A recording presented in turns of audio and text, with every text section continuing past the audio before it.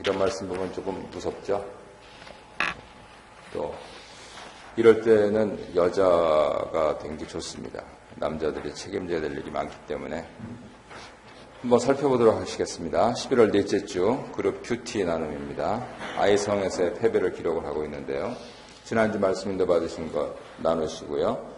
초신자가 있으면은 한 10살 때 우리 숨바꼭질 하지 않습니까? 그러면 나는 주로 어디에 숨었나 하는 거 서로 이렇게 나눠보시면은 각각 자기가 좋아하는 그러한 장소들이 있습니다. 그렇게 하면서 마음 열기를 하시고요.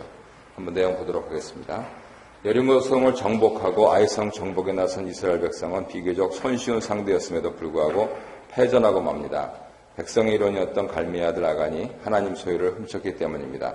하나님께서는 그 당사자를 가려내 엄히 징계하도록 명령하셨습니다. 말씀과 나눔입니다. 1번 아이성에서의 패배의 원인과 경과를 밝히고 있습니다. 패전의 원인은 어디에 있습니까? 1절 보면 유다 지파, 세라 정선 삽디의 손자 갈미의 아들 아간이, 유다 지파에 속한 아간이 하나님의 소유를 훔쳐 범죄했기 때문이다. 이렇게 나와 있습니다. 깜짝 놀란 것이 있었는데 우리 교회가 한참 어려울 때 여호수아 본문이라서 여호수아서를 쭉 했는데 제가 매일 성경으로 하다 보니까 창세기부터 요한계시록까지 설교를 다 했거든요. 근데 여호수아서만 기록이 없더라고요. 그때 아마 저도 힘들고 아마 교회도 힘들고 해서 아예 녹음을 안 해놨던 것 같습니다. 그래서 이번에 이렇게 한 바퀴 다 돈 다음에 또 설교할 수 있었던 것 하나님께 감사드리고 있습니다.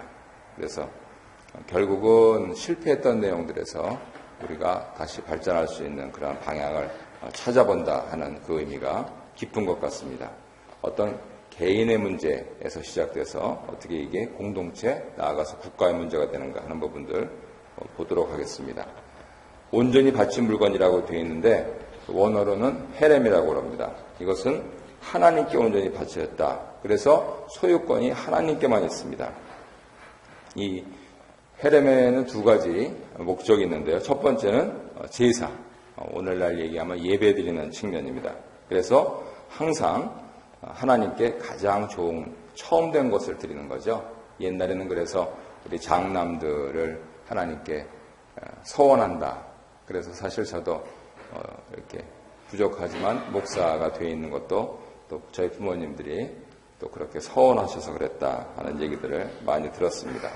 여리고성도 가나안 정복의 첫 열매이기 때문에 하나님께 드렸어야 되는데 그런 의미에서 이 헤렘이란 말은 선물, 온전히 바쳐진 것 외에도 선물이라는 그러한 뜻이 있는데 그렇게 하나님께 예배드리는 것, 하나님께 다 제사드리는 것, 그런 목적을 갖고 있었습니다.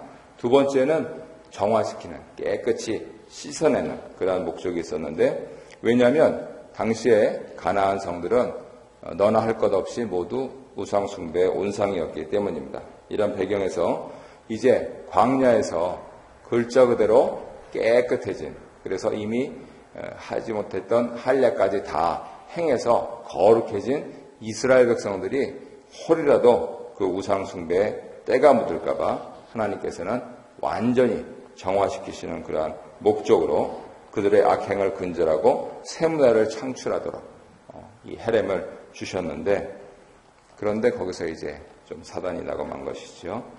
우리가 현대적으로 적용하면 우리가 즐겨하는 오락들, 또 사치품, 또 문화. 세상 사람들이 다 좋아한다고 해서 기독교인들이 따라서 좋아할 것이 있고 기독교인들이 좋아하기 때문에 세상 문화에 영향을 끼쳐야 할 것이 있습니다. 그리고 동시에 기독교인들이 미워해서 그것을 하면 안 되는 그런 것들이 있는 것이죠. 그 부분들을 잘 구별하면서 우리가 하나님을 믿어야 될 것 같습니다. 그런데 거기에 이제 걸려들었습니다. 2번 보겠습니다. 아이성 정복을 위한 전투의 경과가 어떠합니까? 2절에서 5절 보면 이제 패배가 시작되는데요. 정탐의 보고를 듣고 소수 병력을 보내서 전쟁을 치르는데 패해서 인명피해를 보게 됩니다. 그래서 백성들은 낙심과 두려움에 빠지게 되죠. 저번 적이 없기 때문에 그렇습니다. 싸워본 적이 없는데 싸움 같지도 않은 싸움을 해가지고 부전승을 했습니다. 그래서 자기가 이제는 전혀 대적이 없는 그러한 것으로 오인을 했던 것 같습니다.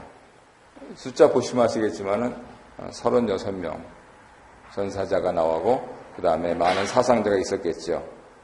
그랬을 때 이분들이 아니 걷는 장정만 60만인데 60만에서 36 군대 개념으로 하면은 아주 글자대로 조족지혈에 불과한데 그런데 백성들의 마음은 물같이 녹았습니다. 그 이유는 지도자부터 문제가 생겼기 때문입니다. 여호수아는 정탐 보고를 듣고 나서 소수의 병력을 보냅니다. 여기서부터 하나님께 여쭤본다 하는 말씀이 없습니다. 그래서 여호수아는 남은 평생에 모든 일을 하든지 하나님께 여쭤봅니다. 이 아이성에 뼈아픈 실책이 있었기 때문이죠. 워낙 그 이후의 업적이 뛰어나서 그를 상승장군, 항상 승리하는 장군이라고 부르는데 이렇게 패전도 했었습니다. 어쨌든 사실은 아이성에서 패배해서 적자는 인명피해를 봅니다. 그 성 이름도 아이잖아요. 아주 가볍게 봤던 것이죠. 공동체는 공동의 운명을 소유한 연합체고 모든 구성원이 다 같이 빠짐없이 거룩해야 되고요. 이 사람은 괜찮고 이럴 때는 괜찮고 하는 게 아니고 모두 다 이럴 때 모든 사람이 같이 다 괜찮아야 됩니다.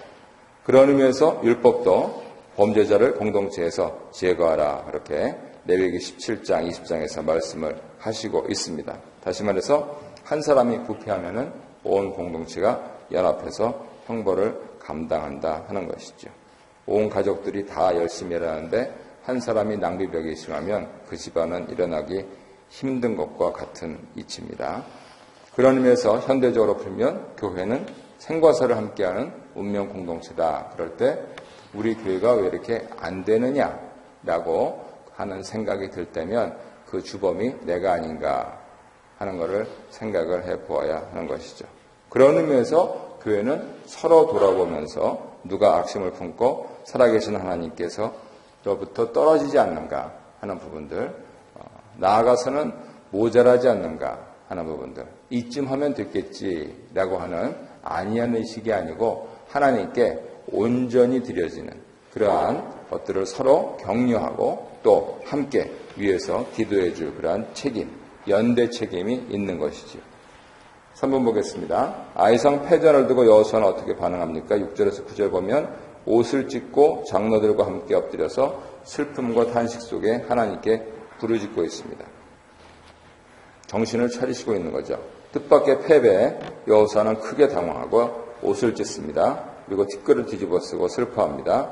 장로들도 함께 여호와의 궤 앞에 엎드려서 탄식합니다. 마치 히브롯 핫다와에서 모세가 기도했던 모습을 그렇게 연상시키는 그러한 내용인데요.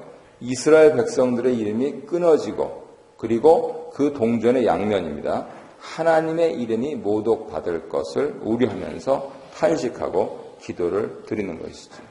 아이 나야 이렇게 하면서 가면은 그 결과는 자칫 잘못하면 하나님의 거룩하신 이름을 욕먹일 수가 있다 하는 것이죠. 나야 우리 집에서 이렇게 하는데 그 한 사람 잘못하면 우리 집안이 욕먹는 것과 똑같습니다. 그래서 우리 기독교인들, 특히 동양 기독교인들, 특히 한국 기독교인들은 성경을 참 잘 이해해요. 문화가 굉장히 비슷합니다. 그러니까 나 한 사람 이렇게 하는 거기서 아니야. 네가 중요해. 너까지 모두라고 하는 그런 공동체 의식을 지금 다시 경각시켜주는 그런 본문 말씀입니다. 우리 나눔 1번 함께 읽겠습니다. 승승장구하였던 이스라엘 백성들은 아이성 전투에서 뼈아픈 패배를 당하게 됩니다. 아간의 범죄로 인해 하나님께서 그 전쟁에 함께 하시지 않았기 때문입니다. 오늘날 교회 현실은 어떠합니까? 교회가 새로워지기 위해 우리가 해야 할 일이 있다면 무엇입니까? 서로 나눠봅시다. 미국에 또 가까이 지내는 그런 교회에서 40년이 넘은 교회인데 또 분란이 이제 일어나서 목사님 따르시는 분들, 목사님 반대하시는 분들 이렇게 있는데 참 마음이 아프더라고요. 그런 거 보면. 근데 같은 목사 입장에서 야, 신학을 잘못 배우셨구나 하는 것이 드는데 이제 노회까지 그 성도님들, 목사님을 따르는 성도님들이 가셔서 다른 노회 목사님들한테 그냥 막 북두문자를 쓰시고 왜 이렇게 교회를 어지럽히느냐고. 그래서 이게 뭔가 그래서 자세히 보니까 목사님이 아니 교회는 놔두지 무슨 노회가 왜 이래라 저래라 그래가지고 이렇게 말썽을 부리느냐.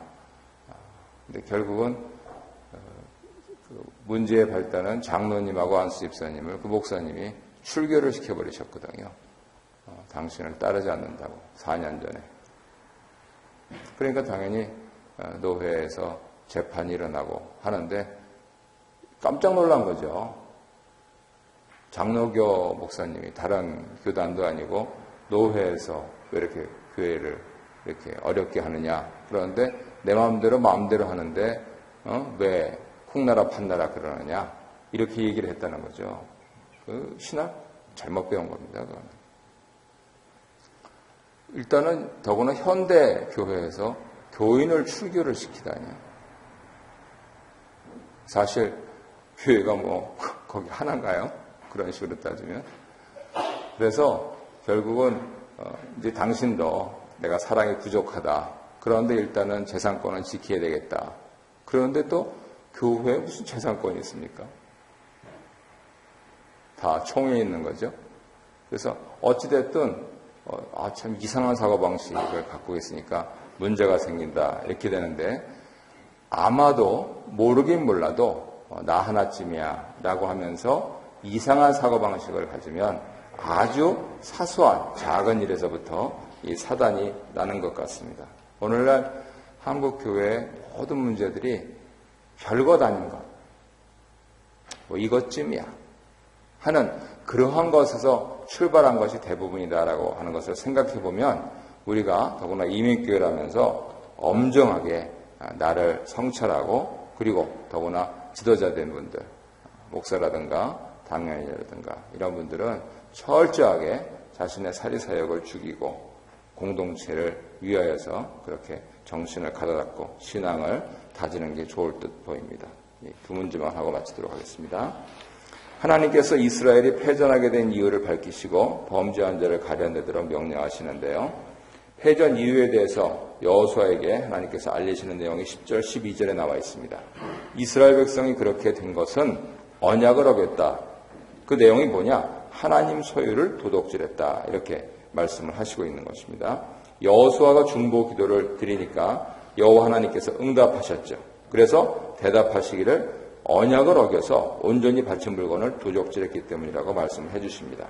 헤렘, 하나님께 예배드릴 것, 그리고 정화되어야 될 것이 백성 진중에 있으니까 하나님께서 그 백성과 함께 하실 수 없다. 그 말씀입니다. 그래서 그 온전히 바친 물건을 진중에서 멸하라. 그렇게 하셨습니다. 그것을 소, 나귀 다 죽였었죠. 그래서 그것처럼 멸해야 다시 말해서 범죄자를 제거해야 하나님께서 함께 하신다. God be with us. 하나님께서 우리와 함께 하시는 것이 드러난다. 그겁니다. 여기서 11절에 보면 범죄라고 하는 말, 하타라고 그러는데요. 하나님 뜻을 거역할 때 쓰입니다. 하나님 백성에게 있어서 언약을 깨뜨리는 것, 이것이 죄의 본질인데요. 바로 그 행위가 되었기 때문에 하나님께서는 그 죄를 제거함으로써 관계를 회복해야 된다라고 명시하시고 있는 것이죠. 그래서 결국은요, 세상 사람들이 이렇게 바깥으로 포인팅을 하는데 궁극적으로는 내 안에 있는 경향의 문제입니다. 말 안 듣는 아이들은 물론 그 가운데서 창조적인 능력을 나중에 좋게 발휘하는 아이들도 있는데 어렸을 때 보면 우리가 옛날에 미혼 7살 이렇게 부를 때 보면은 그냥 뭐든지 그러잖아요. 뭐든지 거스르려고 그러잖아요. 그러니까 우리 속에 있는 그러한 죄에 대한 경향들. 그런데 그 죄에 대한 경향의 뿌리는 우리는 잘 이해를 못하지만 그 목표는 분명합니다. 바로 하나님이라는 거죠. 하나님 뜻에 거스르겠다 그겁니다. 아이들로 치면은 부모의 뜻을 거역하겠다 그겁니다. 그래서 그러한 부분들은 제재된다 이렇게 말씀을 하시는 겁니다. 마지막 문제입니다. 하나님께서는 여호수아에게 범죄한 자를 어떻게 조치하도록 명하십니까? 지파, 족속, 가족 순서대로 가려서 범인을 색출하여 멸하도록 그렇게 명령하십니다. 이런 것 때문에 구약의 하나님은 무서워서 못 믿겠다. 옛날부터 그랬습니다. 예수님 승천하시고 나서 한 100년 지나니까 이게 복음이 지중해 쪽으로 쫙 번지면서 여러 나라에 갔을 때 아주 공통적인 반응이 이 구약 성경 이거 빼버려라. 이거 무서워서 어디 살겠냐 사람이.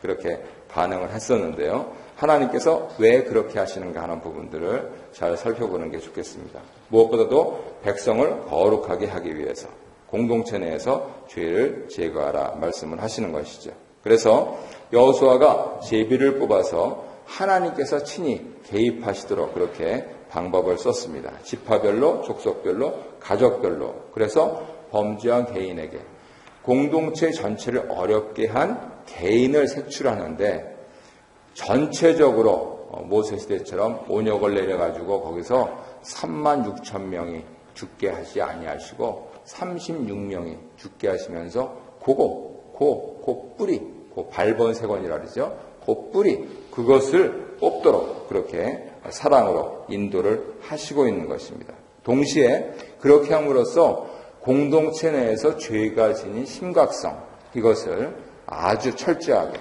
배우라 하시는 것이죠. 예를 들어서 조그만 가시가 하나 박혀서 그것이 그냥 다 몸이 면역력으로 이겨서 점이 되면 좋겠지만은 그것이 뿌리가 생겨가지고 종기가 생기고 그 종기가 커져가지고 수술하는 지경에까지 이른다. 아주 곤란해지지 않습니까? 그래서 사람들 누구나 100이면 100, 조그만 가시 하나 박히면은 온 몸으로 후후후거리고 뽑으면서 빨리빨리 이것 좀 뽑으라고 난리들입니다. 우리의 몸은 그렇게 위하면서 하나님의 집, 그리스도의 몸은 똑같이 위해야 되는 것이죠. 그것과 마찬가지입니다. 그랬을 때 마치 그 가시와 같은 죄가 얼마나 심각한가 하는 것을 통해서 백성들이 두려움 가운데서 범죄하지 않도록 그렇게 해서 결과적으로 공동체 전체를 성결하게 하시고 하나님 나라를 건설하는 대업을 감당해 가시도록 하는 것이죠. 이거는 못하겠다. 그러면은 가나안 정복은 없습니다. 선택은 우리에게 달렸습니다. 나는 이런 하나님은 못 믿겠다. 그러면은 그렇게 우리가 먹고 살다가 죽을 것입니다. 하나님의 일은 없습니다. 그래서 어렵더라도 세상에 모든 위대한 일들을 했던 분들이 한 번씩은 다 그런 일들을 겪으셨죠. 여러 가지 위기 가운데서 다시 그것을 극복하고 기회를 삼을 때 위대한 일이 일어난 것처럼 신앙이라고 하는 것은 결국은 이 죄의 문제를 해결하는 데 있다. 그겁니다. 그런데 우리 수요 성경 공부에서도 잠깐 거론이 됐습니다만 처음에 교회 나오실 때는 죄에 대해서 인정을 안 하시죠.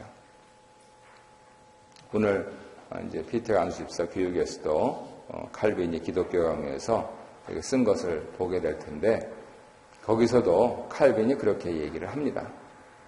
성경책을 불신자가 그거를 읽고 그리고 나서 그 내용을 받아들이게 된다라고 생각하는 것은 대단히 심각한 오해다.